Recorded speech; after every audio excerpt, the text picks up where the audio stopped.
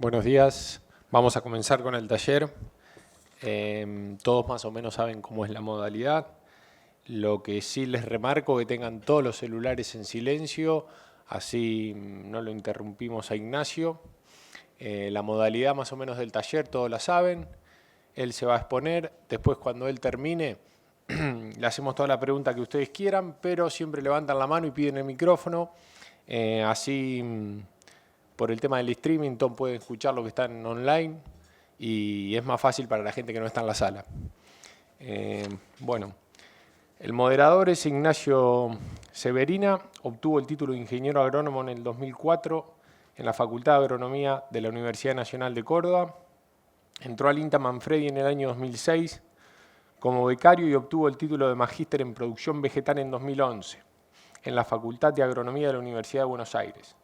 En el año 2018 ingresó a la Universidad Nacional de Villa María como docente en la materia de riego y drenaje. Actualmente es el jefe del grupo de manejo de cultivos y recursos naturales, desempeñando sus actividades como investigador en riego con especialidad en riego por goteo subterráneo. Ignacio, es todo tuyo ahora. Bueno, buenos días a todos. Antes de todo, agradecerle a Presid por la invitación. Bueno, yo le vengo a contar la experiencia que nosotros tenemos en riego por goteo subterráneo en el INTA Manfredi. Desde el año 2012 que estamos trabajando con este sistema. Yo, más, digamos, todo mi equipo, Aquiles Salinas y Federico Aymar, que están acá, junto a Juan Pablo Giubergia y Mateo Bocardo, formamos parte del grupo de riego de la experimental del INTA de Manfredi. Bueno, antes de comenzar, quería hacer un poco de hincapié en lo que es el manejo del riego. Decimos cómo definimos un poco los momentos de riego, teniendo en cuenta lo que es un balance hídrico, y dentro de ese balance hídrico lo que hacemos es tener en cuenta los siguientes aspectos. Entre primero, la reserva de agua útil, o sea, la cantidad de agua que retiene el suelo hasta los 2 metros de profundidad aproximadamente. Después también hacemos el cálculo de la demanda, o sea, de la evapotranspiración potencial, utilizando datos meteorológicos dados por la estación meteorológica que tenemos ahí en INTA, cercana al ensayo. Y hemos determinado los KC de los cultivos que integran la rotación del módulo, entonces determinamos la demanda del cultivo y estimamos el consumo del cultivo, conocemos la cantidad de agua que tenemos en el suelo y también utilizamos lo que es el umbral de riego, o sea, la cantidad de agua útil que dejamos vaciar en el suelo, y a partir de allí aplicamos lo que sería la lámina de riego.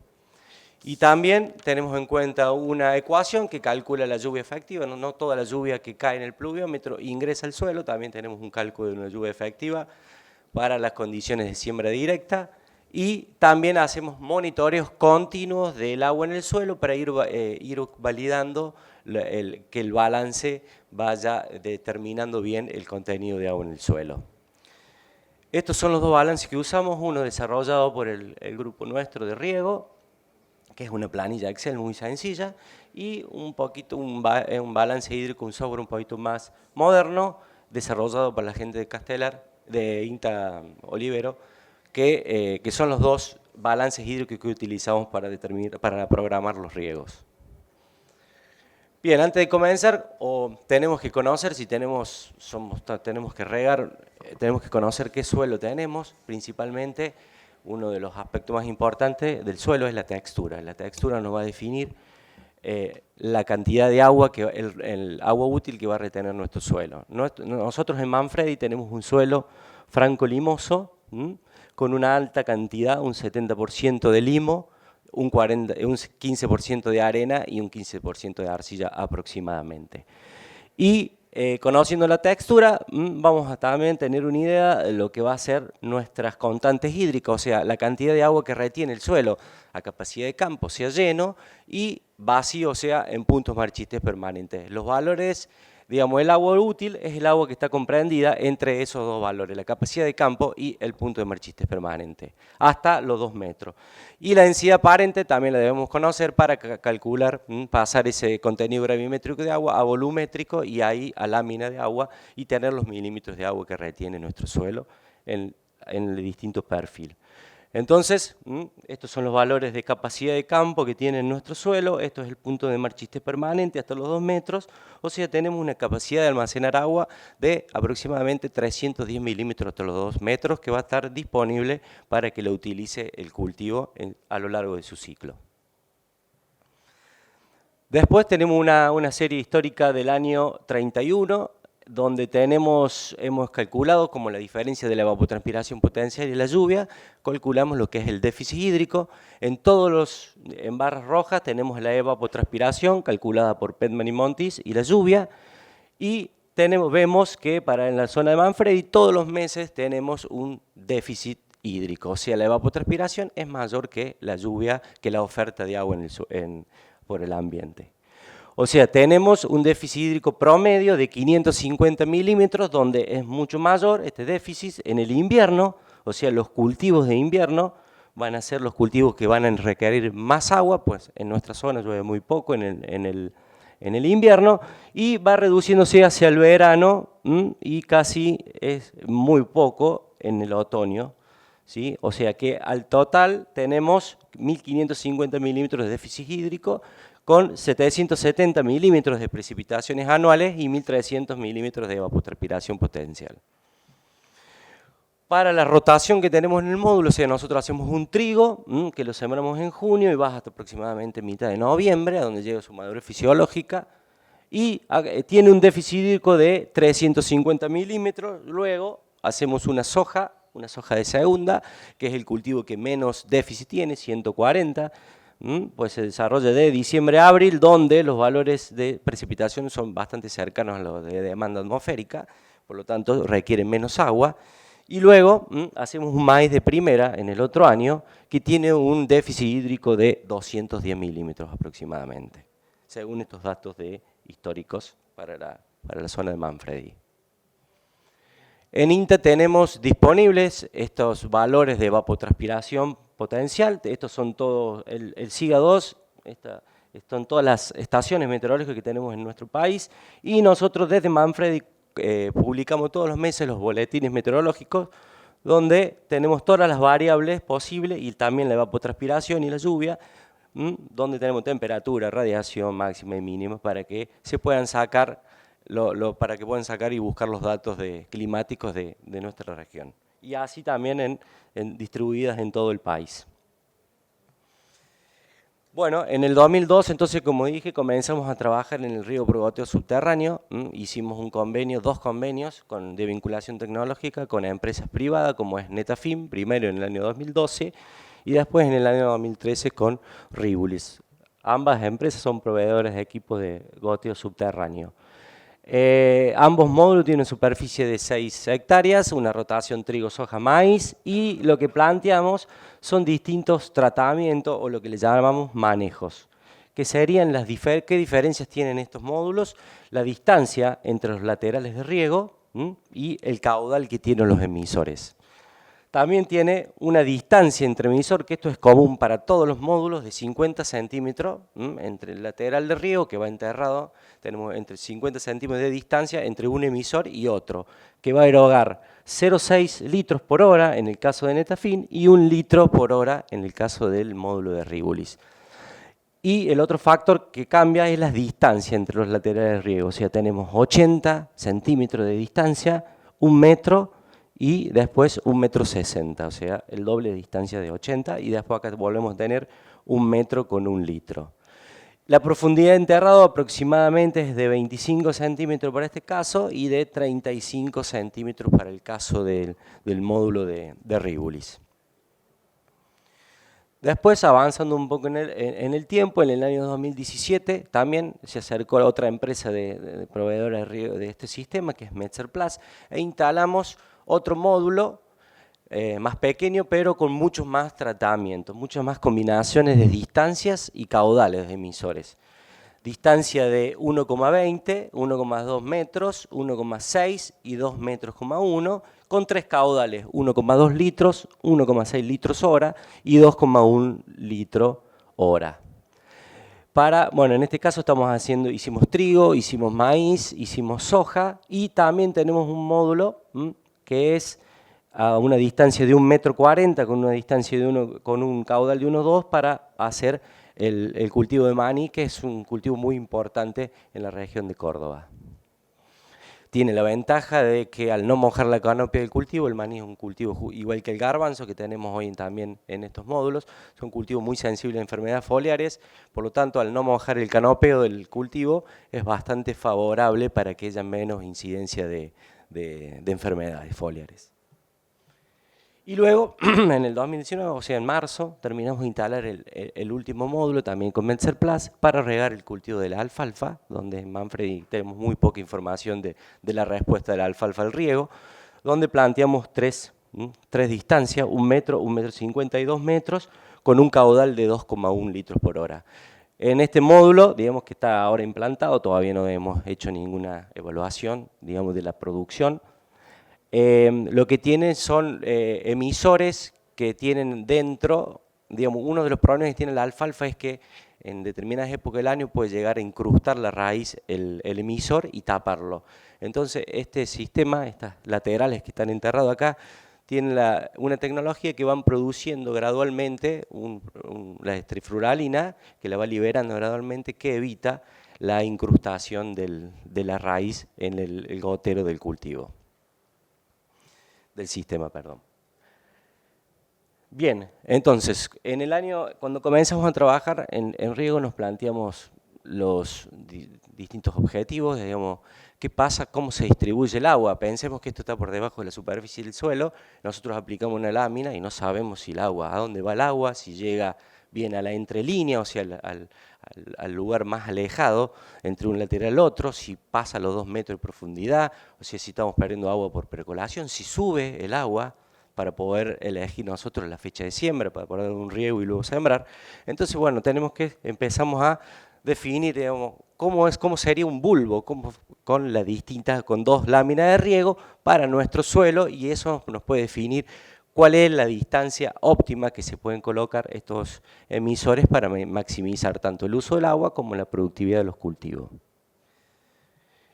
Y también determinar cuál es la combinación óptima entre el distanciamiento y el caudal del emisor para que logre maximizar los rendimientos de los cultivos que integran la rotación. Y bueno, obviamente evaluar el sistema, si es adaptable a este sistema, la siembra directa, ya que no existe en el mundo información de este tipo de sistema bajo las condiciones de siembra directa que tenemos nosotros. ¿Cuáles son las ventajas que tiene este sistema con respecto principalmente a la aspersión? Mayor eficiencia en el uso del agua, obviamente, valores cercanos al 95-100% de eficiencia, ya que reducimos al mínimo las pérdidas por evaporación, por escurrimiento y también por percolación. O sea, si ponemos 100 milímetros de riego, casi que nos aseguramos que los 100 milímetros queden en el suelo. Tenemos, digamos, estos sistemas también permiten la aplicación oportuna, eficiente y precisa de los distintos nutrientes que queremos darle al cultivo de acuerdo a su requerimiento. Lo aplicamos directamente a donde lo va a usar el cultivo, o sea, la raíz, también maximizando el uso de todos los fertilizantes. También utiliza menos caudales, obviamente menos caudales que el riego gravitacional y que el riego por pivot, por lo tanto, necesita una bomba más chica y lo que va a llevar a un consumo eléctrico menor y un menor costo del milímetro de agua aplicada, sumado a la mayor eficiencia que tiene de ese milímetro aplicado. También, obviamente, menos presiones de maleza. Nos ahorramos una aplicación en el trigo ya con respecto a la aspersión. Y las enfermedades foliares también se puede adaptar para utilizarlo con aguas residuales. Se puede instalar por etapas, podemos comenzar con 20 hectáreas, probar, después ir con 40, 60 y así sucesivamente. Y también se puede adaptar de distintas formas del lote, permitiendo casi regar el 100% del lote, a diferencia de un pivot que queda un 20% de las esquinas sin regar. ¿Cuáles son las limitaciones que tiene el sistema? La principal es que es el sistema más costoso, tiene una mayor inversión inicial. La mayoría de las partes de los sistemas están enterrados por debajo de la superficie del suelo, por lo tanto es muy difícil establecer si está regando bien, si se tapan los emisores, si se rompió, si lo agarró algún roedor y lo mordió la manguera y se rompió. Y sumado si tenemos un cultivo de maíz arriba de ese sistema, es muy difícil determinar si está roto. Sí tenemos otras variables, como puede ser medir el caudal, medir las presiones, que nos pueden dar una idea de dónde puede estar hecha la rotura y después, bueno, obviamente hay que buscarla y arreglarla. Bueno, el taponamiento de los emisores puede ser un problema si no está bien seleccionado el filtro. Es muy importante para que duren estos sistemas, pueden llegar a durar 20 años, nosotros no sabemos, estamos evaluando eso, pero para que duren eso debemos establecer, definir un muy buen filtrado para que no se tapen y hacer todos los protocolos de mantenimiento para mantener los laterales que están enterrados libres de suciedad y partículas que hagan que se tapen. Y una desventaja grande es que la germinación por ahí puede dificultarse, ya que es difícil que el agua suba y puede hacer que germine un cultivo. Entonces, ¿por qué estudiamos nosotros el distanciamiento? El distanciamiento entre laterales de riego es el principal factor que afecta el costo del sistema. El 50% del costo son los laterales. Por lo tanto, nosotros lo que buscamos es el máximo de distancia para que el equipo vaya bajando su precio y sea un poco más competitivo con lo que sale un equipo pivot, por ejemplo. Entonces, el distanciamiento, ¿en qué lo tenemos que definir? ¿En base a qué? Y bueno, el tipo de suelo, obviamente, la textura, el porcentaje de limo, arena y arcilla nos va a dar cómo se va a repartir esa agua, cómo se va a mover, ¿sí? Si va a ir para abajo el bulbo, si va a ir más para el costado. El régimen hídrico no es lo mismo cuando llueve, como en Córdoba, que tenemos un riego suplementario o complementario, que en un lugar donde no llueve en todo el año.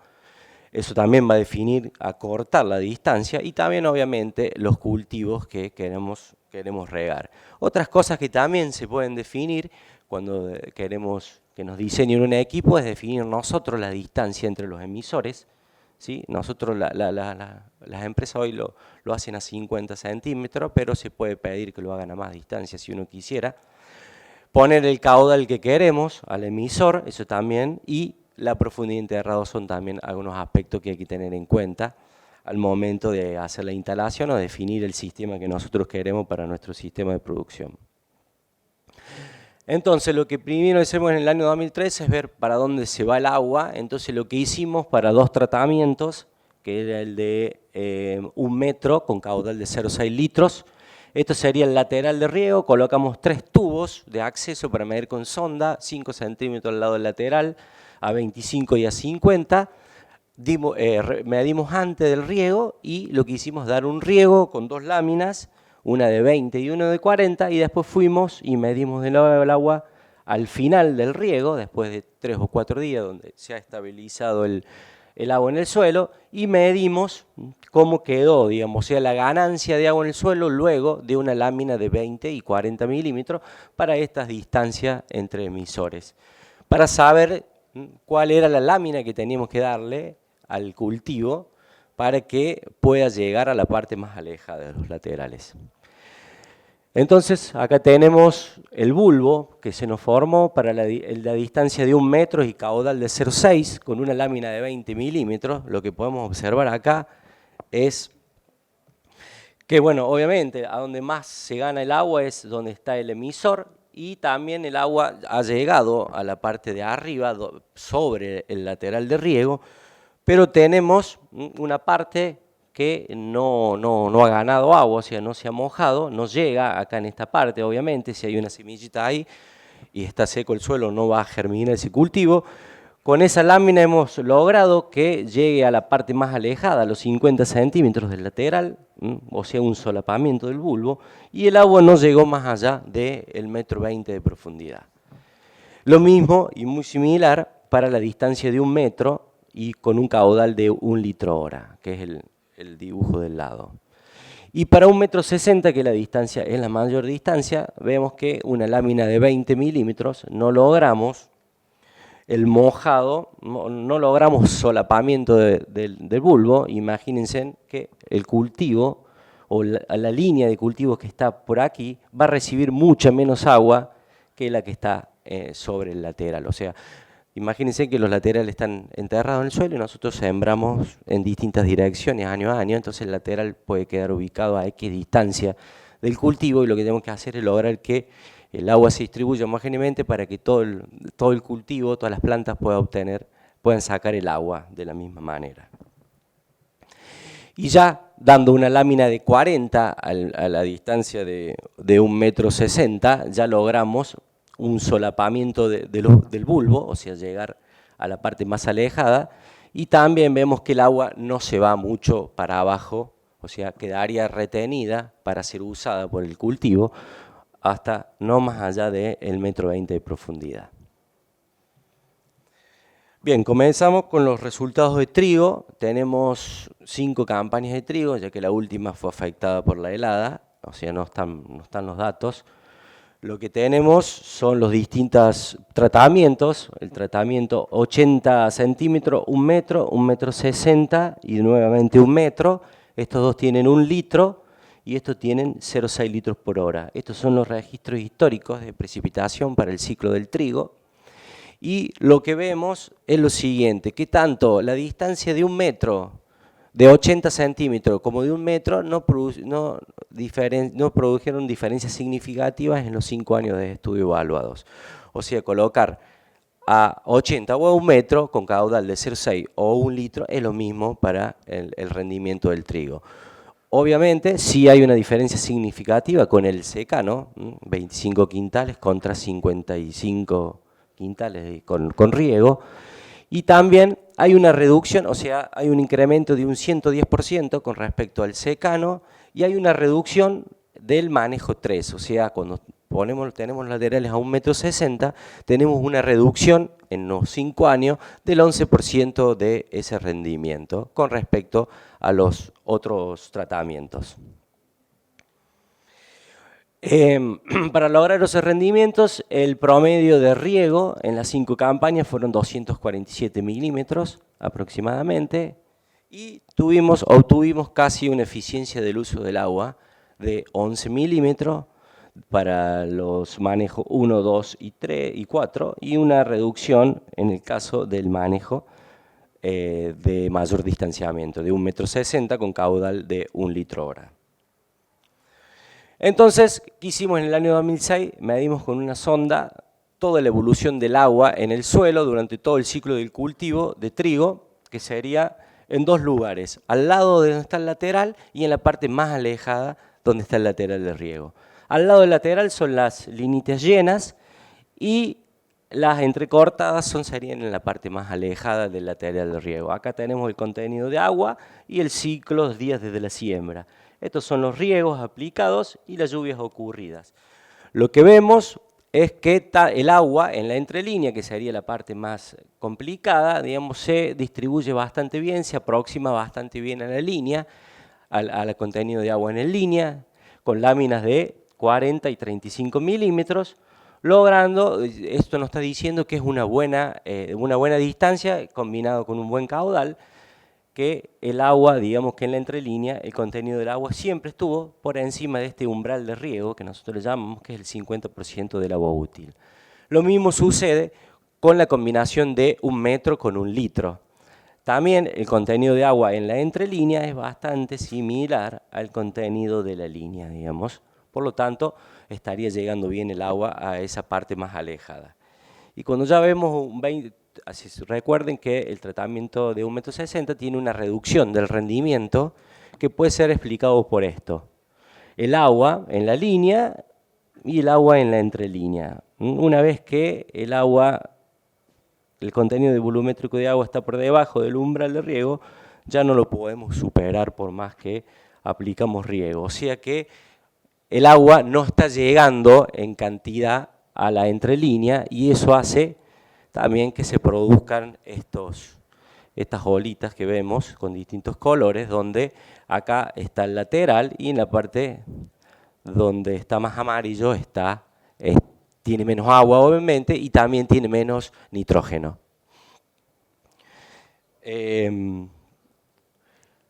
Entonces, para que vean, quería poner esta foto para que vean, nosotros siempre tenemos marcado dónde está el lateral, porque no se ve nada, y la entrelínea, y lo que hacemos es tomar muestras de cultivo, y lo que le llamamos son distintas zonas para los 3 tratamientos. Zona 1 siempre va a ser cuánto rinde arriba del lateral de riego. La zona 2 es la zona que está, la segunda, digamos, que está aquí, y la zona 3 sería la zona más alejada del lateral de riego, que en el caso del 1,60 m serían 6 surcos que tiene que regar este lateral, siendo estos dos los surcos que están en la zona más alejada, digamos. Entonces, y también lo que hacemos es medir el agua en la línea y en la entrelínea, como les dije. También lo que hicimos en esa misma campaña fue medir qué pasaba con la distribución de los nitratos que aplicamos con el sistema, para ver si estaba llegando o no a la entrelínea. Entonces, esto es el contenido de nitrógeno en la línea, la azulcita y la naranja en la entrelínea, antes de la fertilización. Acá fertilizamos, esta es la distancia de 80 centímetros, vemos que el contenido de nitrógeno aumentó en esta porción del suelo, pero en la entrelínea no registramos incrementos de valores de nitrógeno. Eso fue una dosis de 120 kilo de N y después de 80, perdón, después le colocamos 120 kilos de N con una lámina de riego de 40 milímetros. Vemos que se incrementó los valores de nitrógeno en el suelo, pero no pasó nada en la entrelínea para la distancia de 80. Y luego, al final del ciclo de cultivo, quedaron, digamos, esta es la condición final en cuanto a los niveles de nitrógeno del suelo. Y lo mismo sucede si no llega a 1 metro, a 80, menos a llegar el contenido de los nitrógenos, digamos, a la entrelínea, digamos, a los puntos más alejados, o sea, a los 80 centímetros del lateral de riego. Acá esta es la dosis más grande que vemos que se incrementaron, pero el valor en la entrelínea no se incrementó.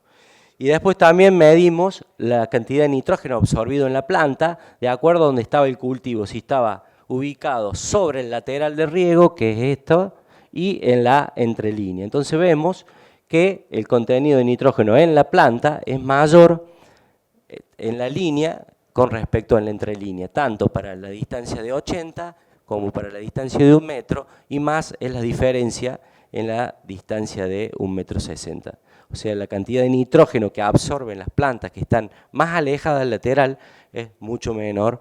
Por eso, esto es lo que estoy tratando de explicar, por qué rinde menos el manejo con más distancia, ¿no?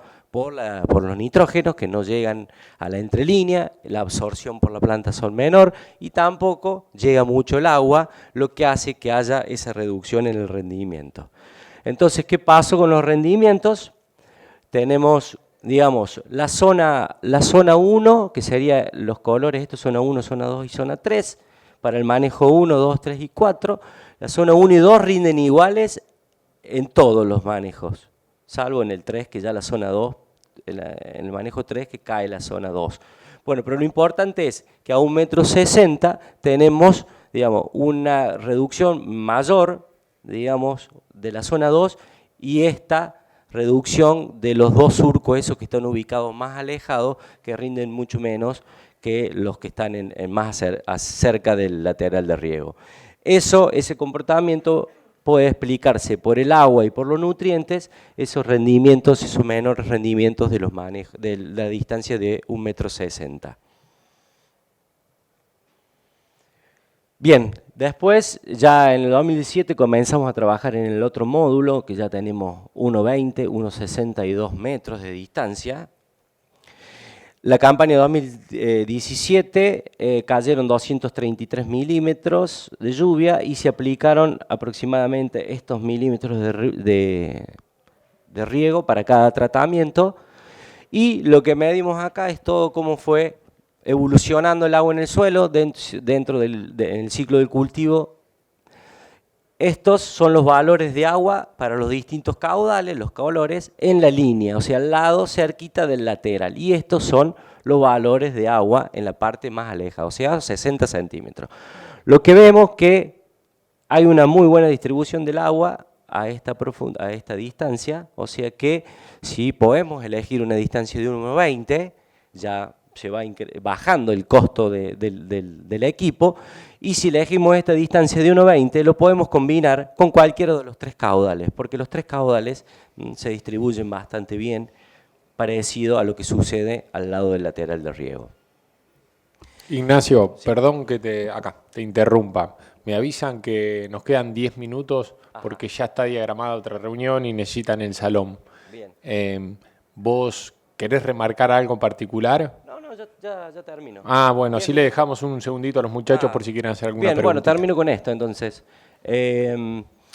Cuando vamos a 1,60, lo que sucede acá es importante ver que con esta distancia de 1,60 m, el caudal más chico, digamos, no logramos aumentar el contenido por encima del umbral del riego, pero sí con los otros dos caudales. O sea, a medida que aumentamos la distancia, tenemos que aumentar el caudal del emisor para lograr una mejor distribución del agua. Y para el caso de los 2 metros, bueno, creo que ya es una distancia bastante grande, donde el contenido de agua en la entrelínea, o sea, a 1 metro de distancia, siempre es bastante limitante y por debajo del umbral del riego. Sin embargo, los rendimientos fueron bastante altos, tuvimos una reducción del 13% con respecto al tratamiento de 2,10 metros, con respecto al promedio de 1,20 metros y 1,60 m. Y lo que es más importante es que en el caso del trigo podemos seleccionar, digamos, lo que nos dio el análisis estadístico es que podemos elegir 1,20 metros y 1,60 metros de distancia, que anda bastante bien, y en el caso de seleccionar 1,60 metros, lo que tenemos que hacer es elegir los caudales más grandes para mejorar la distribución y para lograr rendimientos similares a 1,20 metros. Y obviamente el 2 metros tiene una caída de rendimiento. En el caso del maíz, rápidamente, estos son los milímetros que caen en promedio en el ciclo, estos son los milímetros que cayeron en todas las campañas, fueron campañas bastante húmedas, y lo que vemos es que los rendimientos, no hay diferencia en el rendimiento por los distintos tratamientos, por las distintas distancias. Obviamente la lluvia va compensando esa falta de distribución del agua, del tratamiento de 1,60 metros en este caso, entonces se logran los mismos rendimientos con las distintas distancias, digamos, obviamente un aumento significativo del rendimiento cercano al 50% con respecto al secano. Esos son los rendimientos promedios, casi 15 toneladas de maíz por hectárea, 140 milímetros de riego promedio para todas las campañas analizadas. Y en el último caso,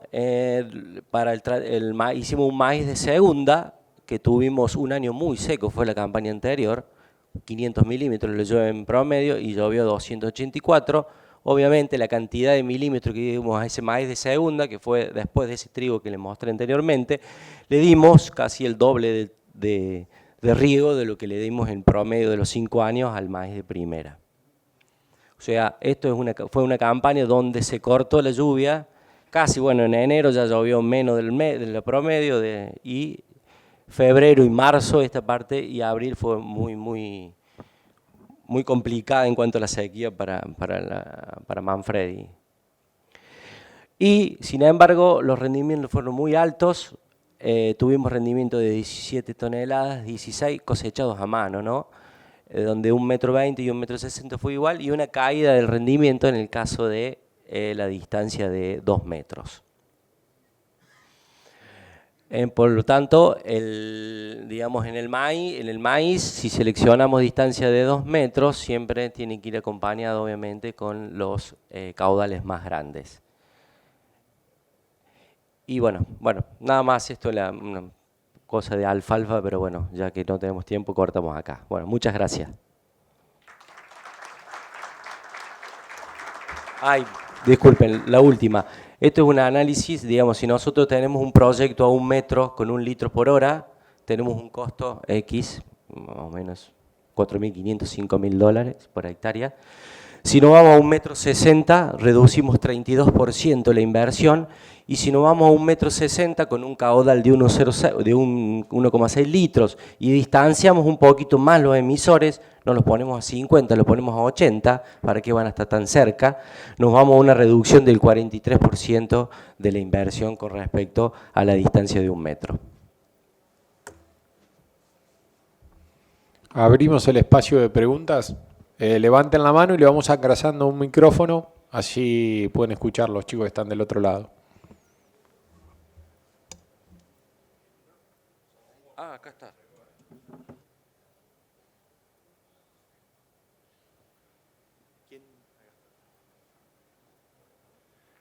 No te pregunto si hay diferencia, la marca de la diferencia entre los 3 proveedores que ustedes están probando, sino si notan diferencia entre una marca y la otra. ¿Mejor prestación o se tapan menos o alguna cosa? ¿Notan alguna diferencia entre proveedores o los 3 son iguales? No, los 3 son de muy buena calidad. Lo que sí es muy complicado hacer un buen estudio de cómo están los emisores, que es lo más importante, debido a que están enterrados, ¿no? Y tenemos 20.000 emisores por hectárea, 30.000 de acuerdo a la distancia, y por ahí es muy complicado evaluar cómo están.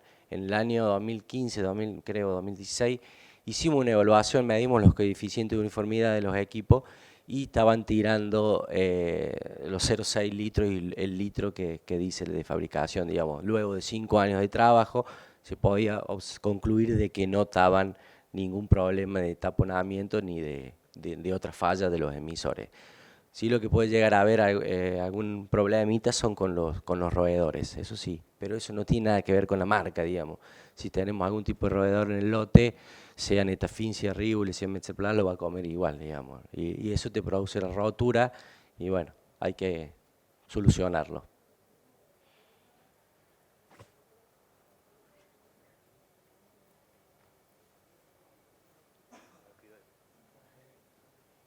Ignacio, ¿cómo andás? Son 2 preguntas. Una relacionada a lo que dijiste el último, del tema roedores. Si es fácil detectar por caída de presión una rotura por roedores. Esa es la primera. Y la segunda es que el gráfico que mostraste del movimiento de nitrógeno dentro de la entrelínea de riego, si están viendo alguna posibilidad de cómo mejorar eso, porque en el maíz posiblemente el impacto por lo que veíamos no es tan grande si lo maíz, pero en el trigo, que está sembrado mucho más cerca una línea de la otra, sí se ve. Me gustaría saber esas 2 cosas. Bueno, en el caso de las roturas, si hay roturas en el, digamos, si no es una cañería principal donde vas a ver un caudal mucho más largo, más grande y una caída de la presión, generalmente si hay 1 o 2, 3, 4 roturas quizás no te des cuenta, pero ya si tenés una caída del 10%, digamos, o un 10% más de caudal de lo que tiene que salir, si estás teniendo algún problema, digamos, de alguna rotura. Seguramente si hay rotura, es rotura de roedor, no, una vez que está instalada y ya tenés 2 o 3 campañas por encima, no creo que se rompa, si no es por un roedor o se tape, digamos. Pero digamos, se colocan al final donde termina el lote de riego, se pone una purga, digamos, para limpiar y una toma de presión. Eso es muy importante, tomar la presión al final del equipo, porque vos tenés que tener tantos kilos por ahí al final, 1 kilo, y si tenés menos, obviamente tenés una rotura. Y lo vas a poder ir a arreglar por turnos, de acuerdo a cómo está diseñado, si tenés distintos turnos de riego, o sea, lo que hace es que sea más fácil poder, quizás tenga un turno de 6, 7 hectáreas y vos vas y te enfocas ahí a buscar las roturas y no en todo el lote, digamos. En cuanto al manejo de la fertilización, nosotros venimos manejando la fertilización tratando de dar a todos los tratamientos lo mismo, para que no sea la fertilización la que hace la diferencia, porque queremos evaluar la distancia. Ahora ya tenemos que empezar a trabajar sobre la fertirrigación. Lo que sí hacemos es colocar 2 dosis en 2 momentos, digamos. Lo que hacemos es dar una lámina, regar un poco, 2 o 3 horas, 4, que se presurice bien el sistema, que entre en régimen y comenzamos a inyectar el fertilizante. Una vez que inyectamos la dosis, después generalmente las láminas que damos son de 40 milímetros, porque son láminas que van a llegar bien, no vamos a perder agua por abajo. Entonces, una vez que terminamos de fertilizar, completamos ese riego para lograr la redistribución del fertilizante. Pero bueno, se ve que no estamos redistribuyéndolo bien y bueno, es lo que tenemos que empezar a evaluar en más detalle, porque o la metodología o el momento en que fuimos a muestrear no nos permitía detectar, no podemos creer que no esté llegando el nitrógeno a los 40 centímetros del lateral. No sé por qué, pero bueno, esos fueron los resultados. Lo que sí tenemos que seguir trabajando para ver, para mejorar la estrategia de fertilización, digamos, para lograr que el nitrógeno se desparrame bien y llegue a todo el volumen de suelo, digamos. ¿Alguna pregunta más? La última, porque estamos medio justo con el tiempo. Acá. Buen día. 2 preguntas. ¿Cuál es la vida útil que estimás del gotero que tiene trifluoralina? Porque una vez que se acabó, esa vida útil la tendrías que inyectar. En alfalfa la tenés que inyectar muchas veces al año, porque no para de crecer. Y la segunda es cómo lográs la uniformidad del enterramiento de la cinta de riego cuando haces maní. Porque un cultivo que se arranca a 15, 17, 12 centímetros de profundidad. El tema de la trifluoranina lo estamos evaluando, tendría que estar alguno de las empresas para que te conteste mejor, con más precisión. No sé cuánto va a durar, la verdad que no te puedo responder. Sé que ahora lo han mejorado y la liberación, digamos, la trifluoranina viene en todo el lateral, no solamente en el emisor, por lo cual puede ser que dure más, pero no te puedo dar esa respuesta. Y creo que ya hace como 5 o 6 años que se vienen instalando en Córdoba estos sistemas, ya han encontrado la máquina para enterrar donde se logra bastante uniformidad en cuanto a la profundidad de enterrado. Y lo que hay que hacer en el maní es que recomendamos hacerlo más de 40, 45 centímetros de profundidad.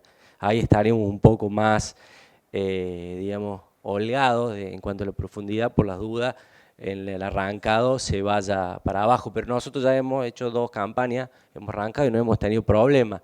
Pero bueno, hay que asegurarse de ponerlo lo más profundo.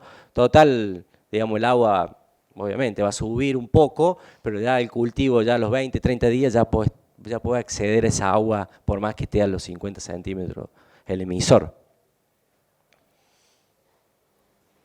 Bueno, gente, damos por terminado el taller. Un aplauso para Ignacio. Gracias. Muchas gracias.